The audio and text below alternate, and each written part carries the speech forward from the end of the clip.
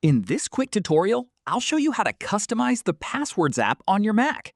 You can change several settings to make the Passwords app work the way you want. Be sure to like this video and subscribe for more quick Mac and macOS tutorials. First, click the Apple menu and open System Settings. Then scroll down and click General, followed by Autofill and Passwords. Here, you can choose whether to use the Passwords app for autofill and manage where your passwords and passkeys are stored. You can also turn password suggestions and autofill features on or off, depending on your preferences. To manage your saved passwords, open the Passwords app from your Applications folder or use Spotlight to search for it. Sign in with Touch ID or your Mac password if prompted.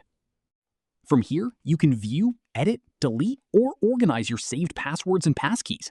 You can also check security recommendations to find weak, reused, or compromised passwords and update them to help keep your account secure.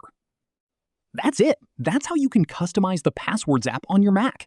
If this tutorial helped you, don't forget to like this video and subscribe for more quick Mac tips, password guides, and macOS tutorials.